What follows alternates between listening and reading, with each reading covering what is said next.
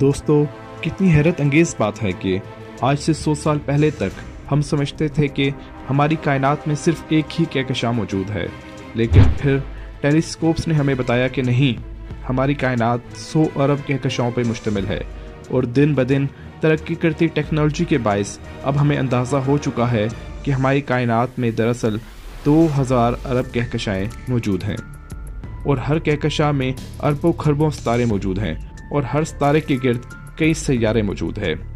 آج ہم کائنات کے اسی اندھیرے سمندر میں قدم رکھیں گے۔ آپ دیکھ رہے ہیں زیب نامہ، اور میں ہوں محمد شاہ زیب صدیقی۔ نئے آنے والے دوستوں سے گزارش ہے کہ زیب نامہ چینل کو سبسکرائب کیجیے اور بیل آئیکن پہ کلک کیجیے۔ شکریہ۔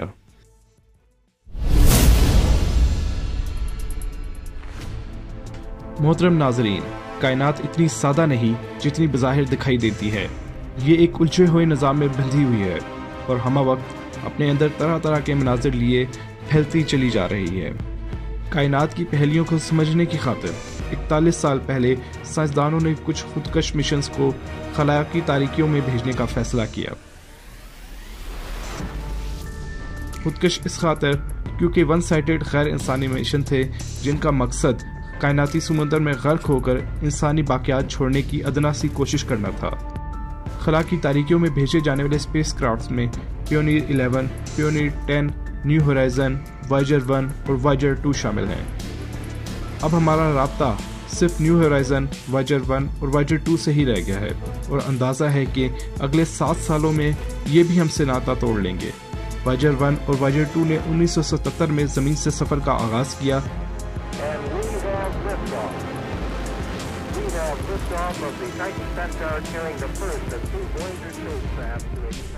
اور 2012 میں وائجر 1 نے نظام شمسی کے کناروں کو پار کر کے نظام شمسی سے باہر نکلنے والی پہلی انسانی مشین ہونے کا اعزاز حاصل کیا۔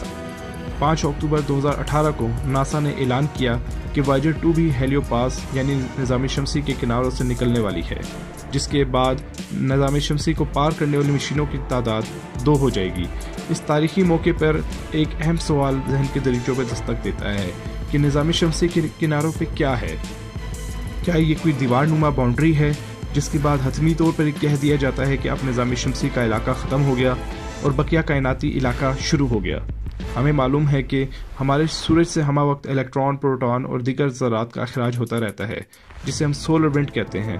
سورج سے نکلتے ہوئے ان کی رفتار بہت تیز یعنی 400 کلومیٹر فی سیکنڈ ہوتی ہے، لیکن ایک خاص فاصلے پر پہنچ کر ان کی رفتار گھٹتی چلی جاتی ہے۔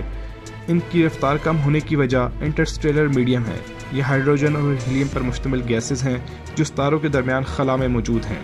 سورج سے نکلنے والی سولر ونڈز کو انٹرسٹیلر میڈیم روکنے کی کوشش کرتا ہے۔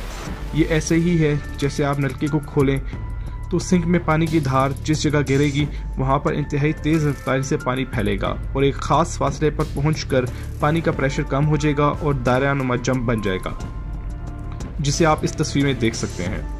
بالکل ایسے ہی سولر ونڈ کی رفتار باہر موجود انٹرسٹیلر میڈیم کے باعث آہستہ آہستہ کم ہونا شروع ہو جاتی ہے۔ جیسے ہی یہ رفتار آواز کی رفتار سے کم ہوتی ہے تو اس مقام کو ٹرمینیشن شاک کہا جاتا ہے۔ اسپیس کرافٹس میں موجود آلات سولر ونڈ کی رفتار میں کمی کو نوٹ کر لیتے ہیں۔ یہاں سے ہمارے نظام شمسی کے کناروں کا آغاز ہوتا ہے۔ وائجر 1 نے 2004 جبکہ وائجر 2 نے 2007 میں ٹرمینیشن شاک کو کراس کیا۔ اس کے بعد ہیلیوس شیلڈ نامی علاقہ آتا ہے جہاں پر سولر ونڈز کی رفتار 0 تک پہنچ جاتی ہے۔ اس علاقے میں انٹرسٹیلر میڈیم اور سولر ونڈز کی مقدار برابر ہو جاتی ہے۔ اس علاقے میں وائجر 1 2007 جبکہ وائجر 2 2008 میں داخل ہوئی۔ سولر ونڈز کے ساتھ سورج کی مقناطیسی فیلڈز بھی یہاں کم ہونا شروع ہو جاتی ہیں، تو اس بات کی نشانی ہوتی ہے کہ آپ نظام شمسی کے بارڈر کو کراس کر کے کائناتی حدود میں قدم رکھنے والے ہیں۔ ہیلیو شیلڈ کے بعد نظام شمسی کے کناروں کی آخری سرحد ہیلیو پاس آتی ہے۔ یہاں پہنچ کر انٹرسٹیلر میڈیم بہت زیادہ ہو جاتا ہے اور شمسی ذرات انتہائی کم مقدار میں رہ جاتے ہیں۔ اس علاقے میں پہنچنے کی بڑی نشانیاں یہ ہیں کہ اچانک درجہ حرارت میں بدلاؤ آ جاتا ہے، مقناطیسی میدان کا رخ بدل جاتا ہے اور کاسمک ریز بڑھ جاتی ہیں۔ وائجر 1 اس علاقے میں 2009 میں داخل ہوئی، جس کے بعد مارچ 2013 میں ناسا نے اعلان کیا کہ وائجر 1 نے 25 اگست 2012 کو ہیلیو پاس کو بھی کراس کر کے کائناتی حدود میں قدم رکھ لیا ہے۔ हीलियोपोस में हमें पहुंचकर मालूम हुआ कि दर्जा हरारत और कॉस्मिक रेस में फ़र्क तो आता है, मगर मकनातीसी मैदान का रुख बदस्तूर शमसी मकनातीसी मैदान की जानिब ही रहता है। 5 अक्टूबर 2018 को नासा ने ऐलान किया कि वायेजर 2 वैसा ही डेटा भेज रहा है जैसा वायेजर 1 ने 2012 में हीलियोपोस को अलविदा कहते हुए भेजा था। चूँकि दोनों स्पेस क्राफ्ट को तकरीबन एक ही वक्त में मुख्तलिफ डायरेक्शन में लॉन्च किया गया, मगर इन्होंने निज़ाम शमसी के किनारों को मुख्तलिफ औकात में अबूर किया, जिससे मालूम होता है कि टर्मिनेशन शॉक से लेकर हीलियोपोस तक के इलाके निज़ाम शमसी के गिर्द मुख्तलिफ फासले तक फैले हुए हैं। अगर ये निज़ाम शमसी के गिर्द ख़ास फासले तक होते तो वायेजर 1 और वायेजर 2 इनको एक ही वक्त में क्रॉस करते।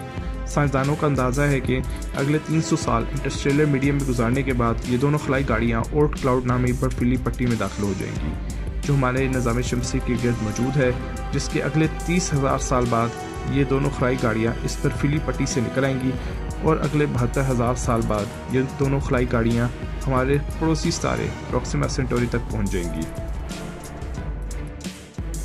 याद रहे, प्रॉक्सिमा सेंटोरी हमसे सिर्फ 4 नूरी साल दूर है, जबकि एक अंदाजे के मुताबिक हमारी कायनात 93 अरब नूरी साल से भी ज़्यादा वसी है। कायनात की यही वसअतें इसकी खूबसूरती में इजाफा करती रहती हैं।